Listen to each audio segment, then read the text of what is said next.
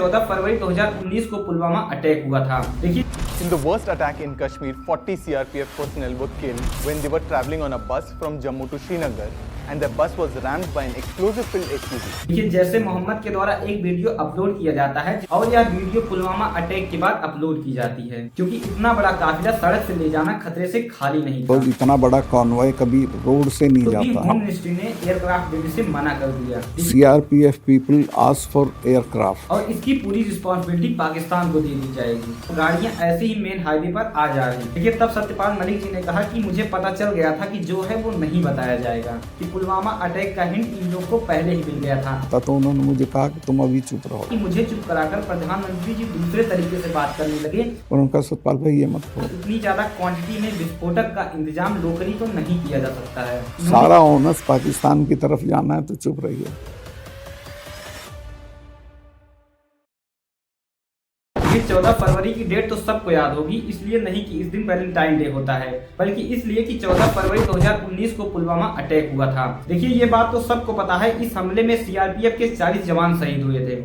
In the worst attack in Kashmir, 40 CRPF personnel were killed when they were traveling on a bus from Jammu to Srinagar, and their bus was rammed by an explosive-filled SUV. देखिए, बाद में पता चलता है इस हमले के पीछे पाकिस्तानी आतंकवादी संगठन जैसे मोहम्मद का हाथ है। और कई लोगों का ये भी कहना है कि 2019 का लोकसभा का इलेक्शन काफी करीब था, इसलिए ये अटैक सरकार द्वारा जानबूझकर कराया गया था। इस बात में कितनी सच्चाई है अभी आगे जानेंगे, लेकिन कुछ सवाल जरूर उठते हैं। जब इन लोगों को पता था कि अटैक होने वाला है, इसके बावजूद भी गाड़ियों का काफिला नहीं रोका गया। इन लोग को पता है कि इतने बड़े काफिले को एयरक्राफ्ट से लेके जाया जाता है, फिर भी ये लोग इस काफिले को रोड से लेकर जाते हैं। और काफिले को लेकर जाने के लिए होम मिनिस्ट्री ने एयरक्राफ्ट देने से मना क्यों कर दिया? और इको कार उस एरिया में 10 दिन तक लगातार 250 किलोग्राम विस्फोटक लेकर कैसे घूमती रही?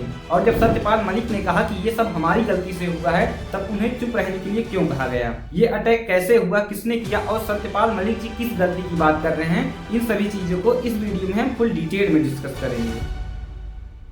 देखिए, 14 फरवरी 2019 श्रीनगर जम्मू हाईवे से सीआरपीएफ 78 बस का कॉन्वे गुजर रहा था। नॉर्मली देखा जाए तो ये कॉन्वे काफी ज्यादा बड़ा था, जिससे आवाजाही के बारे में जानकारी लीक होने का भी खतरा था। और होता भी यही है, जब 78 गाड़ियों का काफिला पुलवामा जिले से होकर गुजर रहा था, तब एक मारुति इको कार आती है और 5वें नंबर वाली बस से जाकर टकरा जाती है। उस गाड़ी में 35 किलो RDX और 200 किलोग्राम विस्फोटक थे, जिससे बस और गाड़ी में विस्फोट होता है और बस में बैठे 39 जवान और एक ड्राइवर, जो कि सारे लोग शहीद हो जाते हैं। उसके थोड़ी देर बाद जैसे मोहम्मद, जो कि एक आतंकवादी संगठन है, उसके द्वारा इस पूरे अटैक की रिस्पॉन्सिबिलिटी उठाई जाती है कि उन्होंने इस घटना को अंजाम दिया। देखिए, जैसे मोहम्मद के द्वारा एक वीडियो अपलोड किया जाता है जिसमें आदिल अहमद होता है। आदिल इस वीडियो में कहता है कि जब तक आप तक ये वीडियो पहुंचेगी तब तक मैं जन्नत के मजे ले रहा हूँ, और इस घटना के बारे में वो पूरी रिस्पॉन्सिबिलिटी लेता है।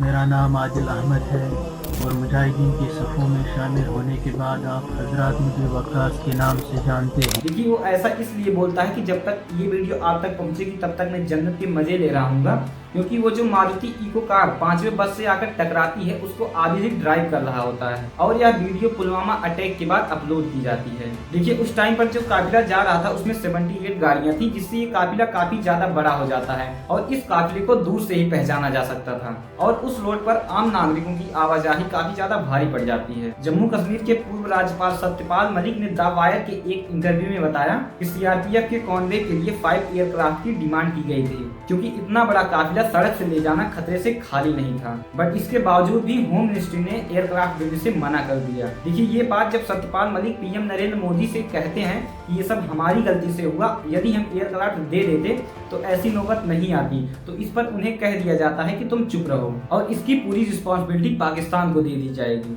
And I told it to the prime minister same evening कि ये हमारी गलती से हुआ है, अगर हम एयरक्राफ्ट दे देते तो ये नहीं होता। तो उन्होंने मुझे कहा कि तुम अभी चुप रहो। उन्होंने ये भी कहा कि सीआरपीएफ का इतना बड़ा काफिला कभी भी गाड़ियों से नहीं जाता है, यदि ये लोग हमसे डिमांड किए होते तो हम एयरक्राफ्ट की व्यवस्था कर देते। They refuse to give. अगर मेरे से पूछते तो मैं एयरक्राफ्ट देता, उनको कैसे भी देता। देखिए, उन्होंने रवीश कुमार को दिए एक इंटरव्यू में बताया कि सुरक्षा में हमारी ही चूक हुई है, क्योंकि जिस हाईवे से काफिला जा रहा था उसमें 8 से 10 लिंक रोड हैं और वहाँ पर भी गाड़ियों को चेक नहीं किया जा रहा था और गाड़ियाँ ऐसे ही मेन हाईवे पर आ जा रही थी। वो 10 किलोमीटर के स्ट्रेच पे 8-10 लिंक रोड उसमें आके मिलती हैं हर जगह। कहीं भी that was not being manned, कहीं जिप्सी नहीं थी, कोई रोकने वाला नहीं था, कोई ले जाओ अंदर घुस जाओ। देखिए, इन्होंने ये भी बताया कि जो लिंक रोड होते हैं उन पर एक जिप्सी खड़ी होती है और जो भी गाड़ियां हाईवे पर आती हैं उनको प्रॉपर चेक किया जाता है और आने भी नहीं दिया जाता है, जिससे गाड़ियों का काफिला आसानी से पार किया जा सकता था। लेकिन वहां पर कुछ ऐसा था ही नहीं। तो एक जिप्सी वहाँ खड़ी हो जाती है, जो साइड लेन्स आती हैं उन्हें रोकने के लिए, जब निकल जाता है तब उसको खोलते हैं। इन्होंने अपने इंटरव्यू में कई बार बताया कि इतना बड़ा काफिला गाड़ियों से कभी नहीं जाता है। लेकिन इतना बड़ा काफिला सड़क से नहीं गुजरता है फोर्सेस का।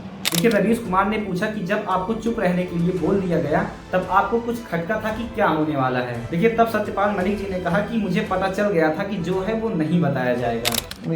ये है कि जो है वो नहीं बताया जाएगा, और होता भी यही है। पूरी रिस्पॉन्सिबिलिटी जैसे मोहम्मद को दे दी जाती है और उसके बाद 26 फरवरी को बालाकोट एयर स्ट्राइक होता है और मोदी जी सबकी नजर में हीरो बन जाते हैं। और मोदी जी एक भाषण में आपको ये तक बोलते हुए देख गए। एडिटर, वीडियो लगाओ।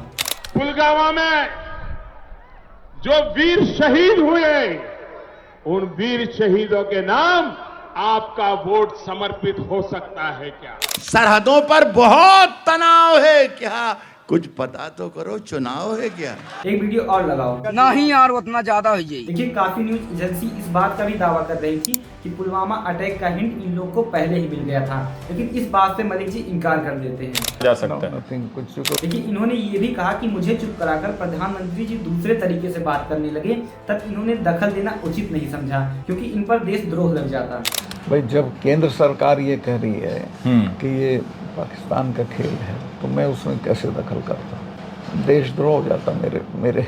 देखिए, सत्यपाल मलिक ने इस बात को कभी नहीं कहा कि इसमें पाकिस्तान का इन्वॉल्वेशन नहीं है। इन्होंने कहा कि इतनी ज्यादा क्वांटिटी में विस्फोटक का इंतजाम लोकली तो नहीं किया जा सकता है। इतनी तादाद में एक्सप्लोसिव बिना पाकिस्तान के यहाँ से लोकली नहीं प्रोक्योर हो सकता। इन्होंने ये भी कहा कि इसमें पाकिस्तान का आतंकी संगठन तो शामिल है, लेकिन हमें भी अपनी गलती को एक्सेप्ट करना चाहिए और जो दोषी व्यक्ति हैं उनको सजा भी मिलनी चाहिए। देखिए, इन सभी स्टेटमेंट के बाद उनकी सिक्योरिटी को घटा दिया जाता है और वो ये भी कहते हैं कि एजेंसीज उन पर रेड भी कर सकती हैं, लेकिन उन्हें किसी बात का डर नहीं है। पुलवामा अटैक के बारे में आपकी क्या राय है, कमेंट करके जरूर बताइएगा। और हाँ, और ऐसी वीडियोस के लिए चैनल को सब्सक्राइब कर लीजिएगा। And thanks for watching.